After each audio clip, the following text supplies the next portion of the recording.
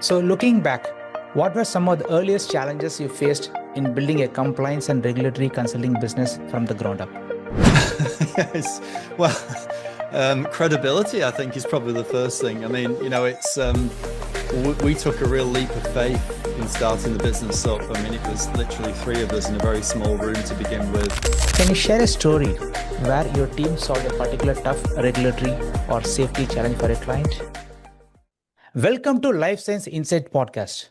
I'm Sandal Kananidhi, and today's episode, we're exploring industry trends and innovation, future outlook of pharma, and business growth and culture. Our guest for today is Alan White, CEO of Arriello, a leading provider of regulatory, pharmacovigilance, quality and compliance services operating globally. Welcome to the show, Alan. Yeah, thank you, Senthil. Thanks for the opportunity. I appreciate it. Okay. Thanks for being here. It's an honor to feature your perspective on the show. Yeah, well, hopefully over the next 30, 40 minutes, I can give you some insights as to where we're at and how we see things. So I'm looking forward to it. Sure, okay. Can you start by telling us a bit about your background? Yeah, sure. Well, first of all, my background. So I'm the CEO and co-founder of Arriello, and my background actually is primarily commercial. So I've worked in a number of sectors over the last, more than I'd like to imagine, 25, 30 years. So I started in the IT industry. I moved across into commercial and technical lighting. I then moved into the translation industry, and that's actually where I eventually ended up in pharma back in 2004, so 21 years ago now. So I've always had a commercial background, and I think over the last number of years, certainly moving into starting Arriello, I felt that I wanted to do more than strictly working commercial. I actually wanted to build out a company, which is where Arriello came from. So. Okay. Yeah, that's an inspiring background. Okay. Well, I mean, it's interesting actually in this industry. You meet more people than you'd imagine that actually aren't from the industry that have ended up becoming, a part of the industry. And so I think you have advantages and disadvantages to being non-technical, shall we say? I think I've picked up a lot of technical understanding over the last 20 or so years in pharma, but building a company, it's been important to make sure you've got the right people around you that really have the sort of deep expertise in their given areas, so that they can lead those departments, and you hopefully bring something extra to work alongside them. So yeah, that's true. That's true. Yeah. Alan, what inspired you to start Arriello back in 2008, and what gap in the life science sector were you determined to fill? Well, back in 2008, obviously it was a funny time because we had the financial crash at the time as well. I'd been working for the best part of 4 years in a company that had moved into the pharma industry, and at the time they'd come across a regulation that had changed, that affected a lot of companies, particularly in Europe, mainly in Europe actually, primarily in the UK to begin with.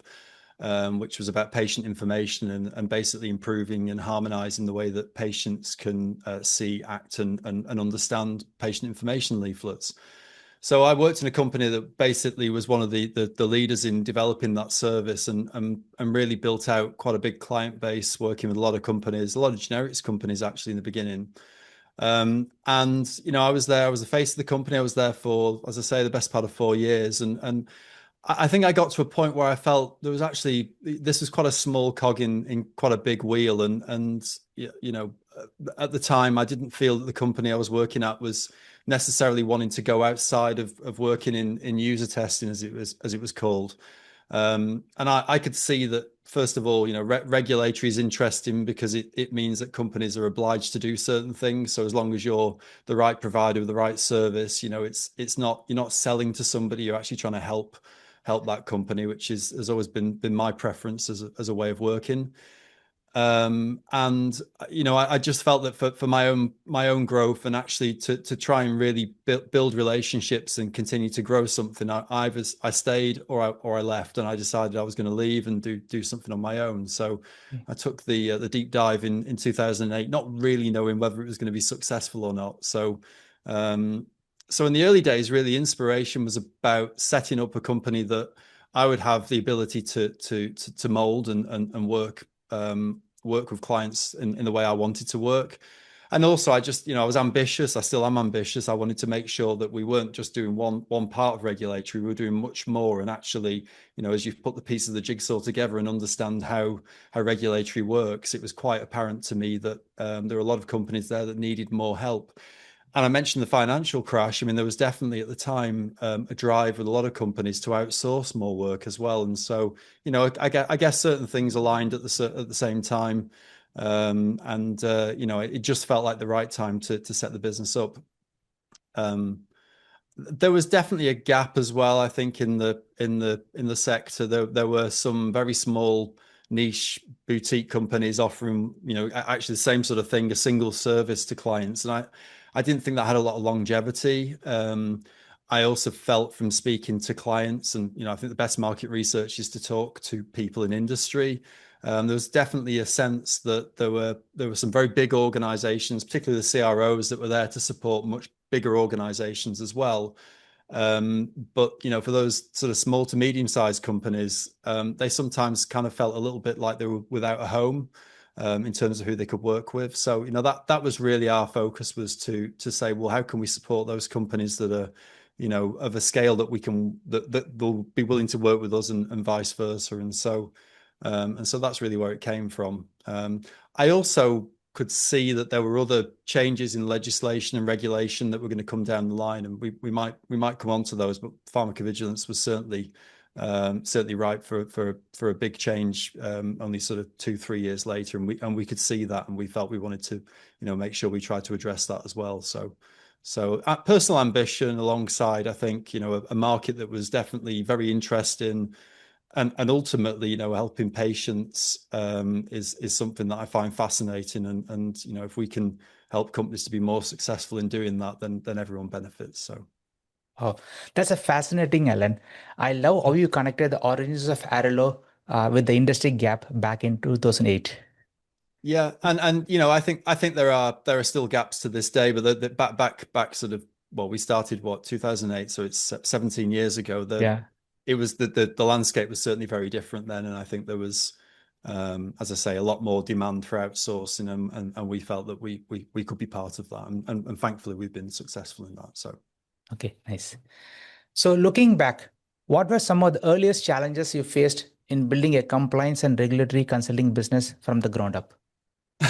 Yes, well, credibility, I think, is probably the first thing. I mean, it's we took a real leap of faith in starting the business up. I mean, it was literally 3 of us in a very small room to begin with, and contacts, but only contacts. And you don't know whether people are going to be willing to work with you or not.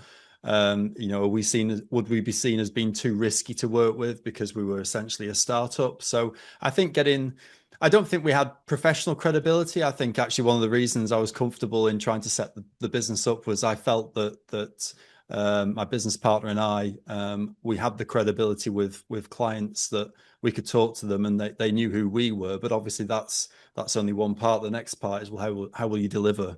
And so I think that it was really trying to reassure those potential clients that we could work with them, and so we ran really fast. We did everything we could. We got involved in anything we could on the project to make sure that it was successful.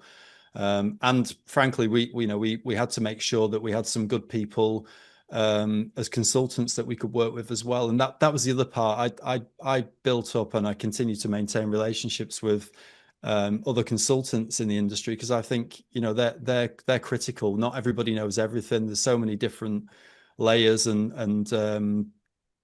niche levels of expertise in this industry that you actually have to work with external consultants as well. So in the early days we really did, and they helped us manage that sort of credibility perspective, perception, if you like, sorry, and then eventually we started to bring more people in house as we started to grow as a business, and that was the other thing, scalability. So I think clients wanted to see, like, well, are you scalable? Will you be here in 2 years' time?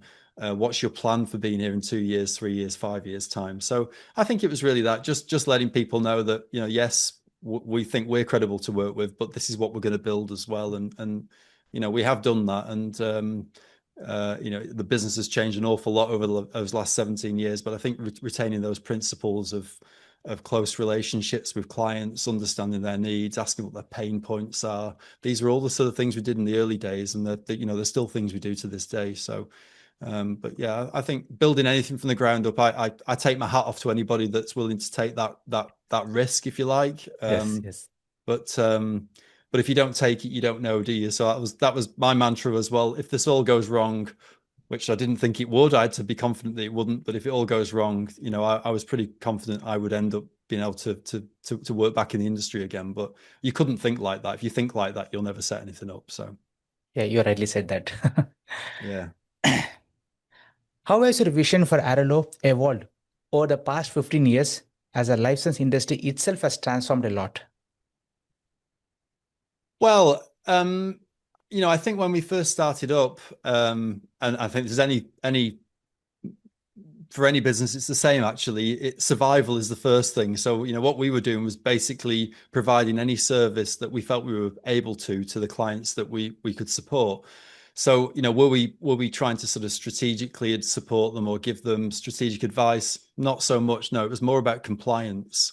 And so, in the early days, we really were there to be more of an operational support to clients. And when we started, most of the business and the clients that we work with were actually in the post-marketing phase. So it was very much more about operational delivery and hitting certain deadlines and targets rather than helping consult and advise and guide. And I think that was fine. It worked in the early days, and to some degree, perhaps that was more the need back then as well. I think coming to today, 17 years on, in fact, our business has really transformed. We started in post-marketing, in regulatory. We then moved into post-marketing in pharmacovigilance, and we added quality and compliance into this eventually. And then eventually over time, we've moved operationally into the clinical phase and on the safety side, and now also on the regulatory side. And what we've tried to do over the last number of years is build that operational piece all the way out, which I think we've done pretty well.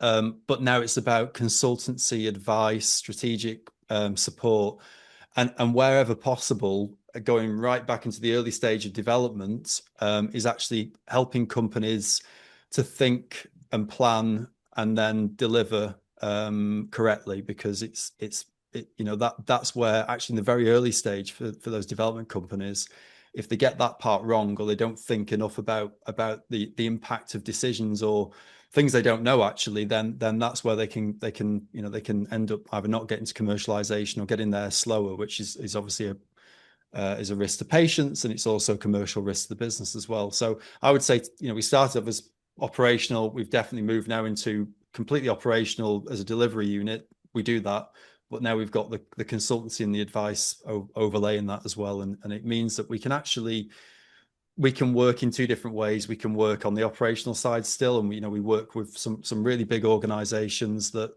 we do actually just a lot of the operational work, making sure that they hit their milestones. But equally for those development companies, of which we've become a partner to many over the last number of years, and particularly in the US actually, what we're able to do there is do much more than operational delivery. It's actually about guidance and support and advice. So that's what we want to do is as we say, listen, advise, and implement, and that's essentially what we can do today. So Okay, nice. It's clear that your vision has carried Arriello a long way. well, I think my vision is, I mentioned at the beginning, I'm not the technical person, so I've had to learn to be the technical person to the degree where I'm not dangerous. But what we've put in place is some really strong SMEs into as heads of each of our units, and those people, it's a good two-way relationship. They come with a lot of industry expertise, a lot of knowledge about organizational structure, about advice and consultancy. And I'm also there able to challenge the way that they think as well. And between us, I think we've managed to build a business that when we talk to clients or potential clients, they can see we've got both the technical and the pharmaceutical knowledge, which we've got to have, but we've also got that understanding about commercialization and the importance of helping companies not either create their own roadblocks or hit roadblocks that can slow their development down as well. So I'd like to think I play my part in it, but I definitely think others play a very strong part in that as well. So Sure. So let's focus on industry trends and innovation. Um, the regulatory and compliance landscape is becoming more complex globally. Where do you see the biggest challenge for pharma and biotech companies today? well, I think there's a number actually. I mean, I think fragmentation actually is one of them. You know, we operate in something like 140 markets, not completely internally. I think that would be impossible, but we work with a number of partners in different regions and countries as well. And what's very apparent is that different markets have different rules, and they also have different interpretations of regulations as well. And in fact, the more slightly, I don't want to say obscure, unusual, but let's say the less known markets, shall we say, to some of our clients, that there you really need to have really decent local expertise to interpret the regulations and then translate that back to the companies as well. And so, we're seeing probably more fragmentation of regulations across the world, and yet equally what we're seeing is that our clients are more so than ever wanting to try and harmonize the way that they work in different markets. So you've got these two slightly contrasting things going on, and what we try and do is really make sure that we do that interpretation, and we take that pain away from the companies having to try and figure out how something works in different countries, and really try and do that harmonization for them. Understanding different applications of regulations, it's a similar thing really, but there are some slight nuances. So even just understanding how to enter a market, or if you think about pricing and reimbursement, which strategy do you take if you go into a number of countries in Europe, for example? These things are really critical, but if companies get them wrong, they can be catastrophic actually. So it's our job to make sure that we raise those red flags early and explain what they should be thinking about, and try and then take them on that journey as well. And I think for smaller companies, particularly, that can be really overwhelming, because it's unusual to expect a smaller organization to have boots on the ground in a lot of the countries that they actually intend to go into. And so we sort of manage that complexity for them and make sure that we're there to support them. So then you've got things like how products are categorized, study types, the level of compliance under a different regulation in different markets. There's a variety of things. So regulatory, even in the EU, where there's I think particularly for US companies, they think the EU sometimes is one market, and of course if you're doing a centralized procedure, it's kind of seen as one market, but actually within different countries there are different interpretations of regulations. So it's complicated, and it's not Yes. likely to get any easier. It's not easy. No, so just the challenge is knowing where, both as a company and per product, where you sit and what regulations you need to comply with, and Right. then as importantly, how do you remain compliant as well? So I think it's just making sure that we're able to give that guidance to companies so that they don't make mistakes that can be quite costly. And moreover, this is a highly regulated industry, right? Yeah, incredibly, yeah, and so, some agencies, if we talk about regulators, some are more understanding, some are more experienced. I mean, we have situations now. We might have a client with an orphan drug that in a particular agency there'll be less understanding of that technology than in another country. So it's even trying to help manage that sort of process as well. So yeah, it's complicated. Yes, that's true. How do you see technology, especially AI and automation, reshaping the pharmacovigilance and compliance over the next 5 to 10 years? Gosh, I mean, these days, even Yeah. seeing where AI and automation will take us in the next 5 to 10 minutes is quite challenging, isn't it? Because it's moving so quickly, and I think anybody that sort of says, do you think this is going to make a change in the next 5 to 10 years?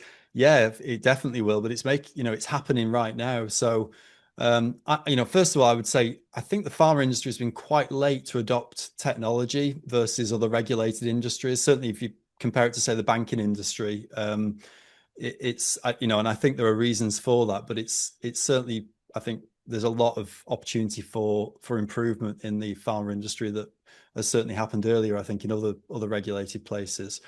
I was at a conference many years ago where some big vendors were there talking about their new technology to increase efficiencies in a variety of areas to do with pharmacovigilance, and actually, unfortunately, some of that was noise rather than reality. Mm. And that, I think, that dented the confidence perhaps of some people in the industry as to how quickly some of these changes will happen. But they're definitely happening now. I would say in regulatory, for example, AI and automation will definitely transform the way that submissions are created, tracked, how they're maintained. In medical writing, we're seeing that there's technology now that can really do a lot of that writing, and then it's about having that human in the loop to do the assessment and really make sure that the documents are correct. But that is already taking place. I think the thing to remember is that at the moment, quite a lot of what's happening in the industry, in my opinion at least, is still automation. The interesting thing is going to be, like, how far does AI go into this industry? So, Sure. we talk a lot at the moment about a human in the loop, and I think there will always be a human. Well, I say always. I think certainly for the next 5 years, let's say, there will be a human in the loop. I imagine longer than that. When you're talking about things like medical review, at what point are you comfortable that AI can do that completely, and that there's literally nobody involved? I think it's hard to say, but I think it's certainly, anybody that's not using automation right now is definitely behind the curve, and that they're at risk. But I think AI is we're going to see more and more that intelligence is applied into some of the things that are currently being automated, and then we will see an exponential growth in technology being used. And I think the other challenge with this is that typically regulators are catching up. So it's a question of who's going to drive this. Is it going to be the pharma industry? Is it going to be regulators? I think That's true. regulators are starting to Drive. be more open-minded and understanding that actually they have to embrace technology as well, and they have to give the drug companies the ability to try something different and prove to them, that the regulators, why what they're doing differently is okay. And I think that's once that's cracked, then we'll see AI being really implemented a lot more than it even is today. But I would say we're at the cusp now between automation and AI, and there is some AI in some of the things that we do, and we've seen it with other companies as well. But it's still early days. So I think 5 to 10 years from now, A AI lot of will play changes. a significant role. Yeah, A yeah. lot of changes is going to happen, right, in next 5 to 10 years. Yeah, and I mean, for example, in our industry, in our business at the moment, we're currently implementing 2 different pieces of technology, which will absolutely speed up and we think certainly improve the consistency and quality of some of the things that we're doing. And we've got a roadmap for more technology implementation as well. So we're absolutely fully aware of the fact that we need to be keeping on top of this, and it's making sure that you're keeping on top of the right technologies and not getting dragged off into areas that sound interesting but might be dead ends. So I think we're trying to start from the bottom up. So what's the low hanging fruit? Some of that's been addressed by automation. Eventually, some of that will then be automation plus AI, and that's absolutely the direction it's going to continue going in.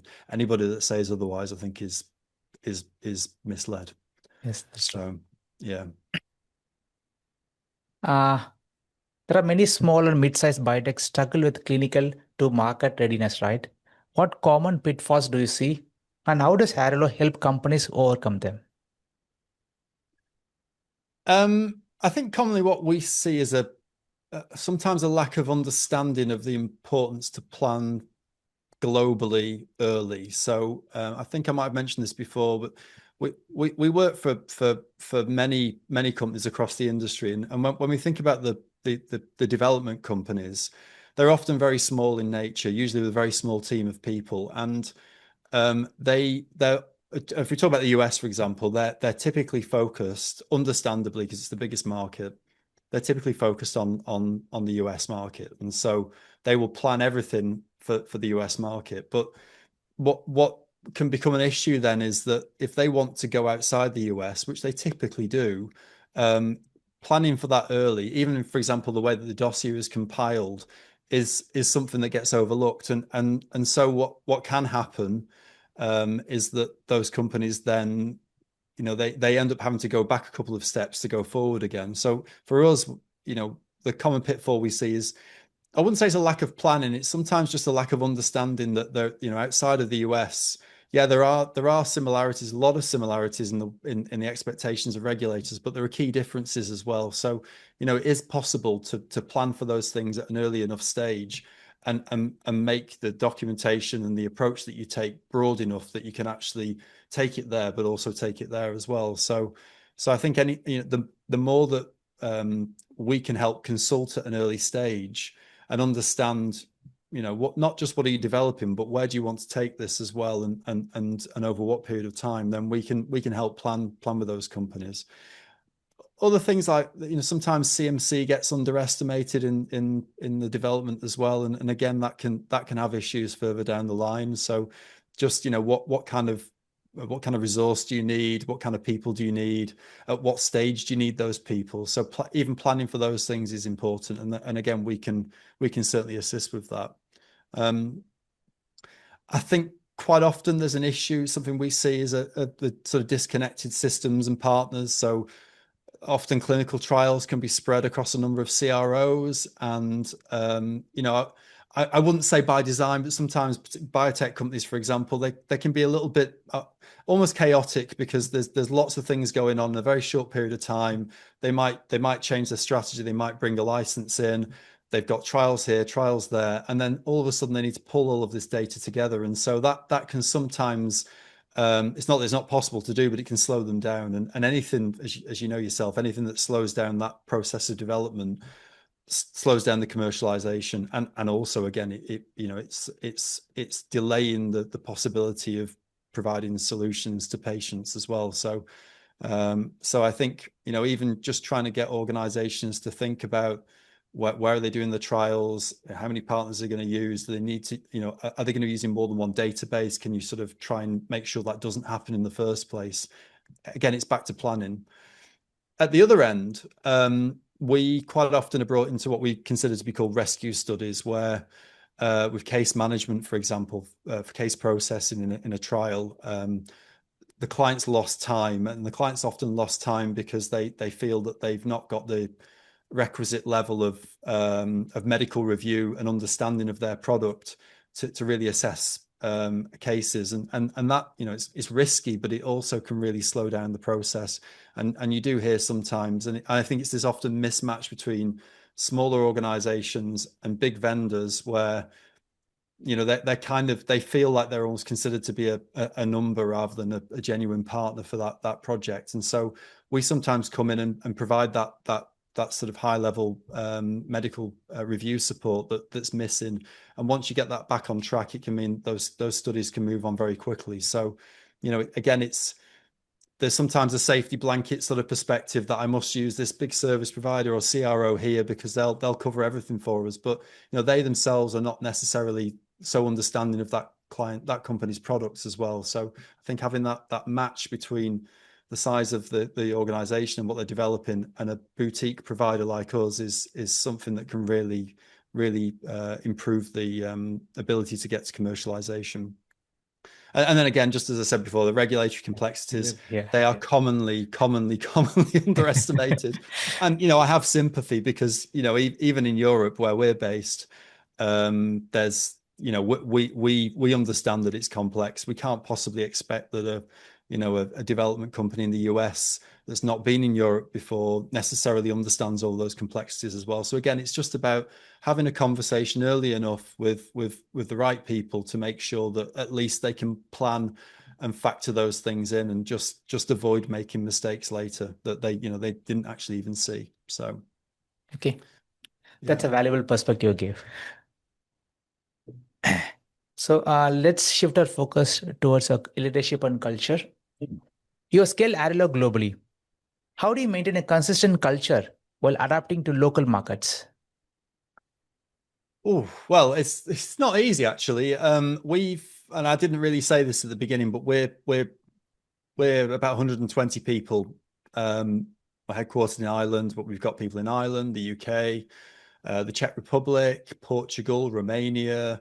We've got a couple of people in Egypt. We've got people in quite a diverse group of countries, and culturally, in terms of culture of people in different countries, it's different. It's very different, and so trying to be, I think the lesson I've probably learned over the last number of years is being culturally aware that different teams have and different people have different ways of working, and understanding that and then trying to get the most out of those people is key.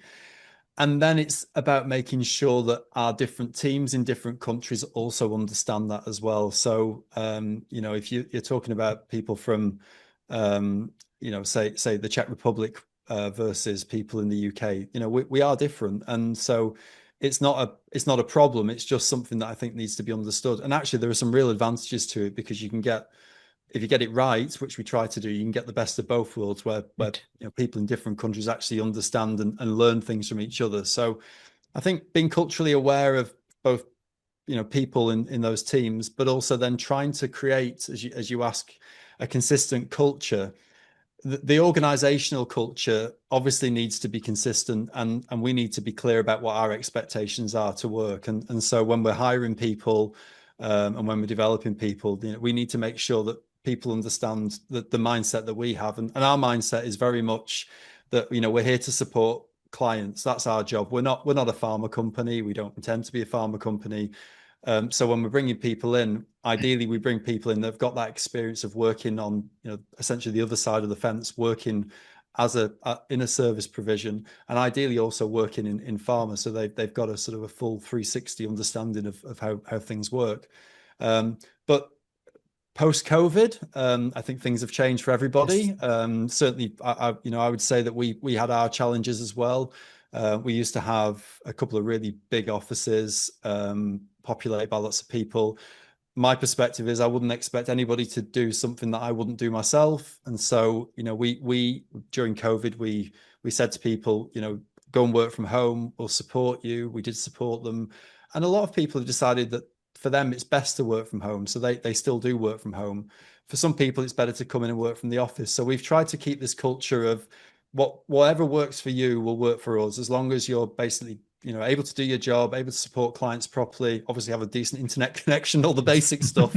So I think we've tried to maintain a culture across the business, even when people are now more dispersed than they ever have been. And I'm not one for trying to mandate that people are in the office 2 or 3, 4 days a week. I know some companies do. That's their prerogative. For me, I want to make sure we get the best out of people, understanding what works for them as well. And then, it's just about accountability and making sure that we keep people accountable.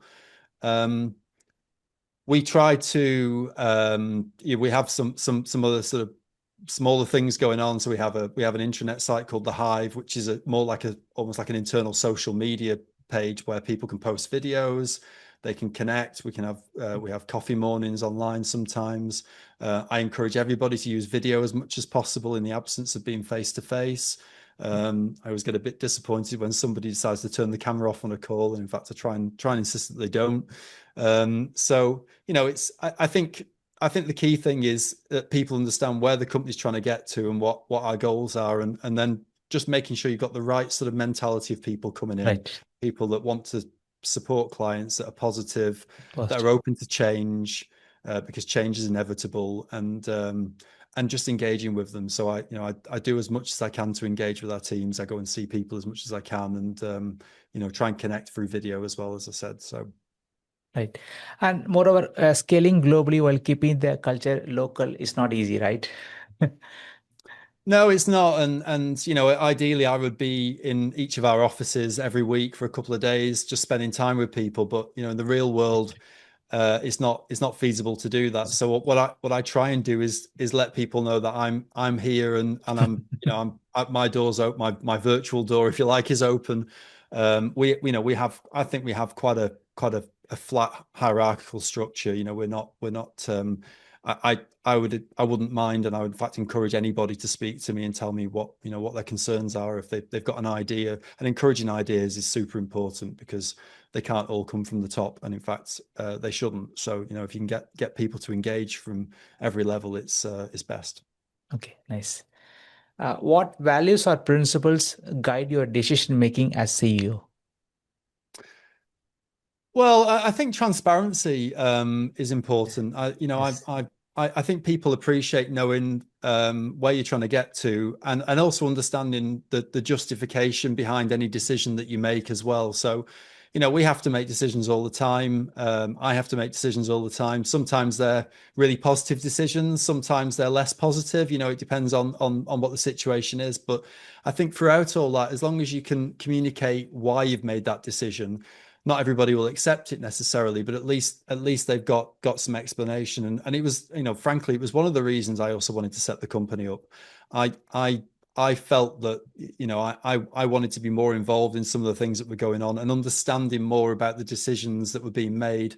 And I never felt that was completely the case. So for me, it was important that if I was going to do something for myself and set this business up, that was a critical part of it. So yeah, open communication, right. and listening, and transparency are really important to me. So yeah, and I That's I true. get decisions wrong sometimes as well.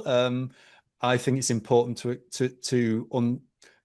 I guess to understand that you won't always make the right decisions, but as long as you make decisions in the best interests and you take soundings from the right people, and enough people, but then you make a decision, then more often than not you'll get it right. So Correct. over the last 17 years, I think generally we've made more good decisions than bad. So um, I, I think above and beyond that, leading by example. I if I make a decision that's going to affect somebody or something in whichever way it is, I always ask myself, would I do something that I would expect somebody else to? And if I wouldn't, then I'd have difficulty making that decision. So I think, I want to make sure that I'm making decisions that actually, I would be comfortable if it was affecting me, be going along with. So, but ultimately being decisive is, you have to be decisive. You can't put off decisions.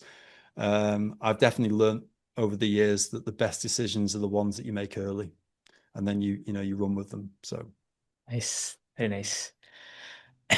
How do you mentor and inspire the next generation of leaders in regulatory science and operations?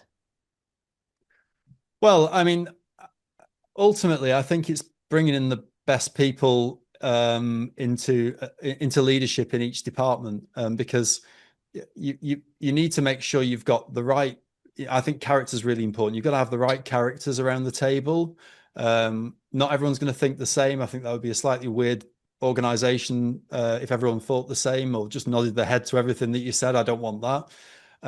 I think if you can put the right people in positions of leadership, um, then it's important to make sure that one of the expectations of them is that they bring people along with them as well. So in the same way that I try to bring people along with me when I'm making decisions and with my leadership team, it's the same situation with those people as well. You want your team to also ensure that they're bringing people with them, and if that's the case, I'm a strong believer that if you've got somebody who's got the right attitude to take on something that they haven't done before, or that they have got less experience in, how are they going to learn unless you actually give them that opportunity? So, you don't leave people just to figure stuff out, because that's dangerous. But certainly ensuring that you bring people with you, getting them involved in conversations that they haven't been involved with before, giving them new opportunities to work that they haven't done before, with support and guidance.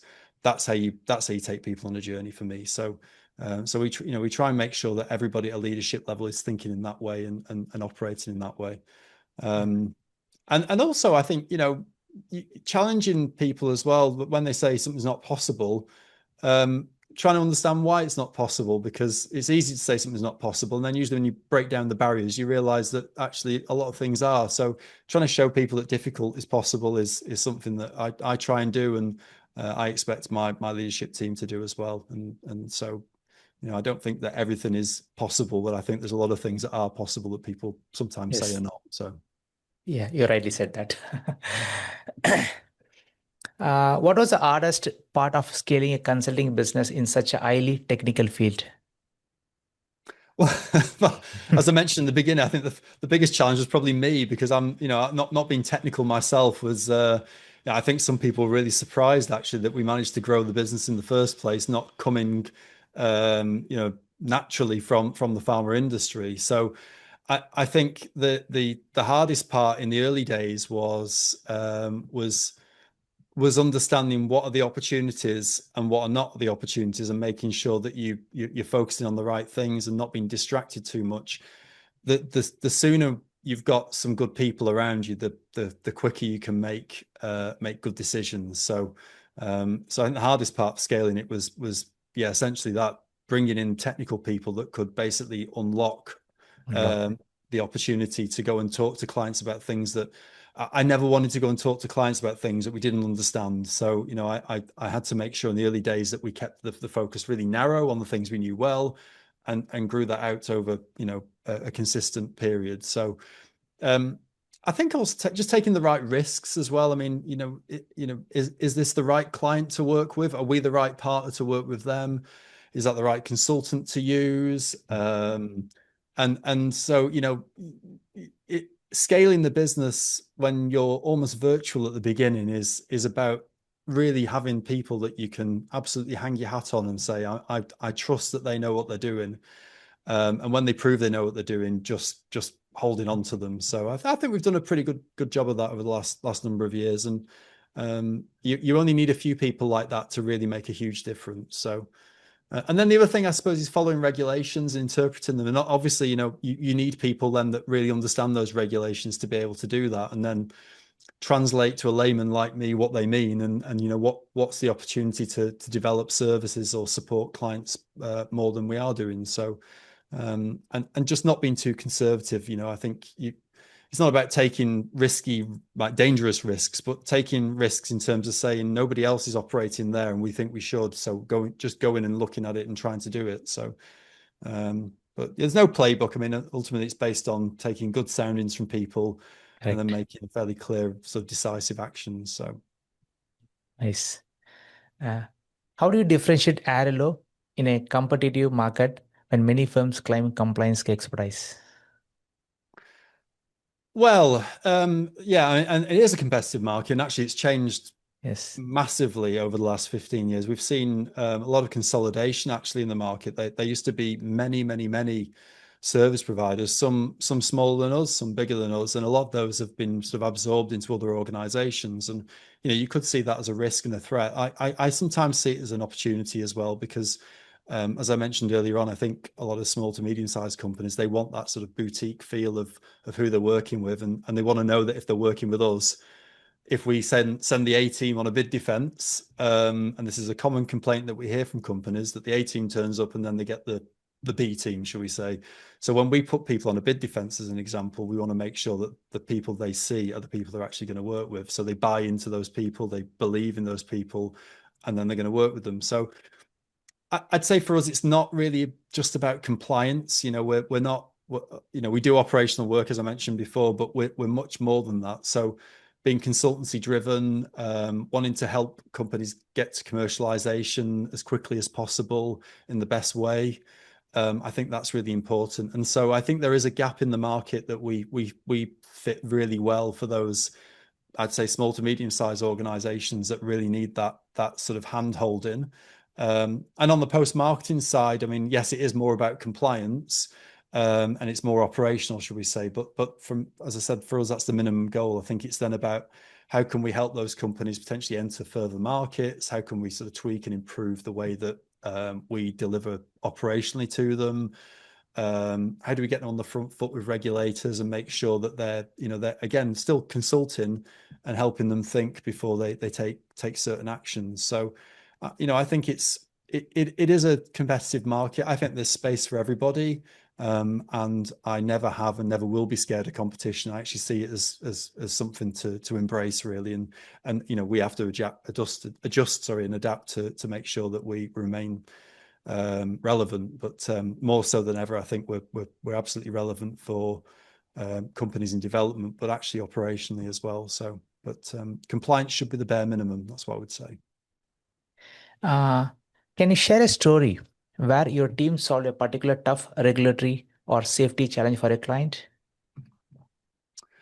Yeah, I can. A lot of So, story. oh my God, there's a few, yeah, but I be careful what I say as well. I think there's an interesting example. It's a few years ago now, actually, but I can see it happening again, actually more than once with other companies. So we had a client. They weren't a client at the time. Actually, we got contacted by somebody who said, we have a terrible situation. Can you help us?" And I said, what is it?"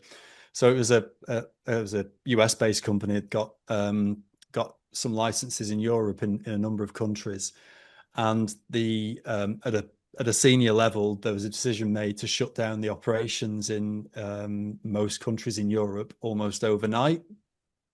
So on, in terms of on the P&L, that obviously looked great, and it was probably a decision they needed to make. I don't know the full reasons behind that decision, but that decision had already been made, and I was contacted by a head of safety to say, we've got a problem. And I said, well, tell me what the problem is. And the problem was that company had a number of active licenses on the market, and the people that were responsible for them had suddenly just disappeared. And so they had this, they had a situation where they had to get support quickly, and so they would have lost those markets very quickly had we not stepped in. And again, it goes back to just trying to get organizations to understand the impact of decisions that they make before they make them. So, and maybe it's a slightly extreme example, but PV, pharmacovigilance, and regulatory are quite often underestimated in the development of a drug. And the impact of that was would have been really significant. They would have lost their licenses. So what we did was we basically worked closely with the leadership team to advise them about what they actually should have in place. It was too late for them to bring those people back in. That's fine. So what we did then was set up in a very short space of time consultants in those countries to basically ensure that the license remained, that it could be maintained on the market until such time as they decided to do something else with it. So it's an example that, yeah, not necessarily understand the different market can be quite dangerous, but also just cutting overhead or direct costs or indirect costs without understanding that some of those people might actually be critical to the organization. And that was an example where that really happened. And we had to step in and put people on the ground in a very short space of time.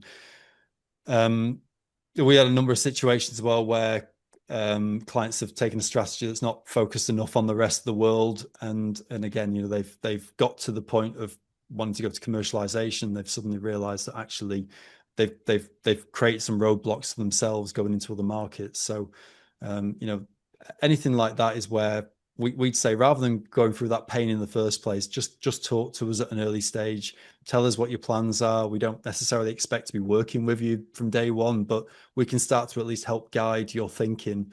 And then when you're ready to make some decisions, we can sort of help execute them. So in an ideal world, we don't get pulled in at the last minute to rescue a company that's made a poor decision, but it does happen. So yeah, but there's definitely some stories I probably can't tell you. So Yeah, that's interesting story. I love it. Yeah, we can talk a lot. So yeah, it's interesting. Let's dive into the future of Outlook. yeah. With their decentralized trials, digital health, and AI-driven discovery on the rise, how will regulatory and compliance framework need to evolve? Well, yeah, again, I think this is all about the regulators, right? So, I think it's important that regulators can adapt their guidance on a variety of things. So, you mentioned about AI-driven drug discovery, which is fascinating. But you've got questions there about things like data integrity, cybersecurity, new forms of evidence that have not been seen before.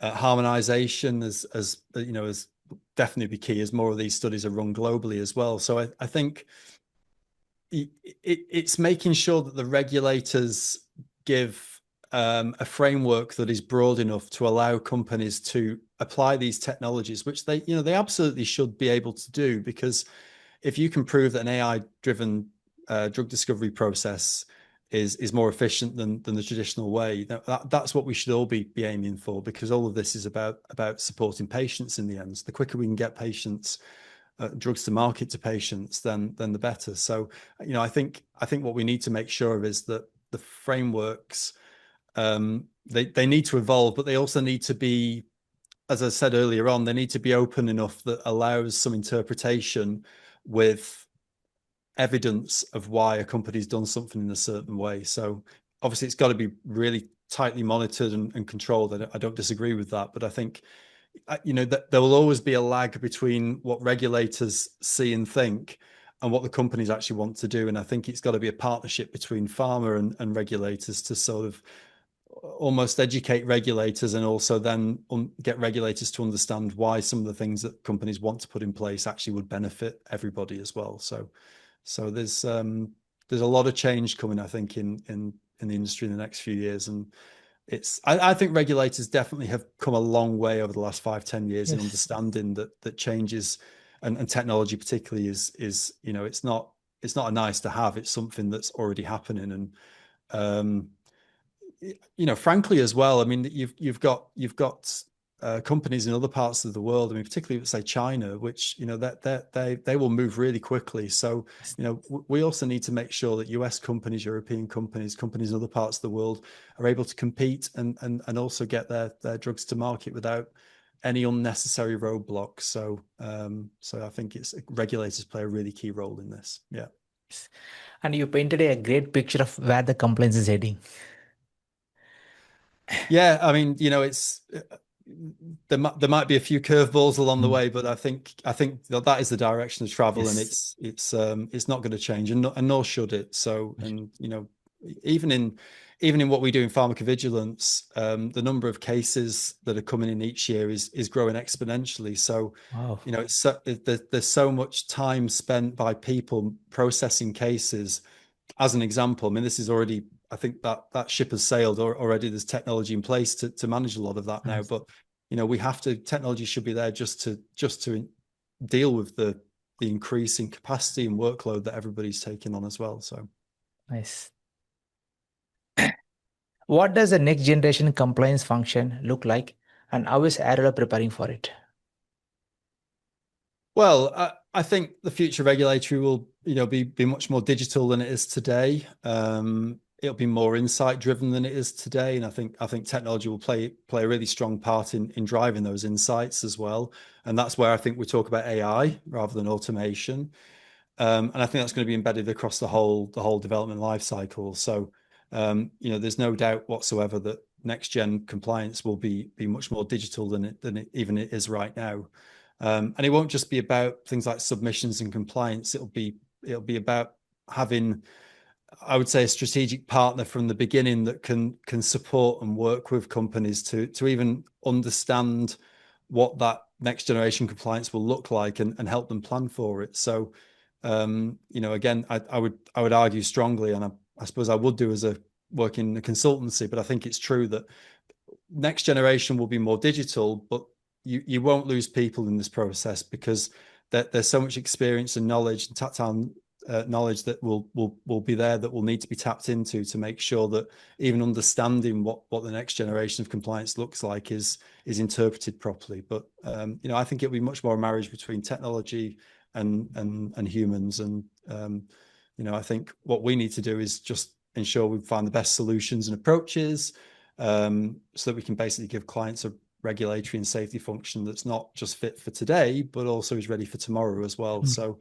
when we're thinking, we're not what we're doing today is what we do today, but we're always thinking about the future and keeping an eye on where compliance is going and trying to plan for that accordingly. And technology is, again, repeating myself, but it plays a huge part in that. So It's inspiring to hear today how the Arriello is preparing for the next generation of compliance. For leaders listening today, right, this would be a good takeaway, how they prepare for the future. I think you embrace technology and change, or you disappear. So I think pharma companies have to understand that, and us as a consulting company has to understand that as well. That we either embrace it or we fall behind. So we've all got to keep on our toes. Yeah. Sure, nice. One last question for today. Can you imagine the future of life science in 2035? And what role do you hope Arriello will have played in shaping it? Well, I think it's hard to look much beyond 2035 at the moment, but I do think there's, over the next 10 years, we can say certain things. I mean, firstly, I think our role is and still will be in 10 years' time to help companies get medicines to patients faster and safer, and definitely with fewer roadblocks. So, our responsibility is to make sure that we know what those roadblocks are, and that we try and address them again through technology and process and all those other things. We'd like people to say that Arriello was the company that hopefully redefined regulatory affairs and pharmacovigilance and turned some of the things that are at the moment, I would say, bottlenecks into sort of drivers of innovation, again, through using technology, but also, as I say, not forgetting about expertise. It's easy to just talk about technology, but you need expertise alongside that, and experience and knowledge. And so, for us, what the role that I'd like us to play in shaping the future is being at the cutting edge of understanding where technology is going, and also being at the cutting edge of knowing where drug development's going, and the needs of regulators, of drug companies, and patients. So, it's just keeping a very open mind and keeping a close eye on how the market goes, because it will change a lot in 10 years. Okay, 10 It's years. changed a lot in the last 10 years. So if it changed a lot in the last 10 years, it'll change even more in the next, for Oh, yeah, sure. that's true. That's true. And I hope my job at least is to continue to look for new ways to remove any barriers, and help, as an organization, shape the future of regulatory science. So yeah, that's the impact we want to have. And thanks for joining us today. Hope you enjoyed the conversation. And thank you again for your time. Yeah, and likewise, thank you, Senthil, for the opportunity, and good luck with the podcast. And I probably look forward to hearing it rather than seeing it. I never like to see my own face. So Sure, okay.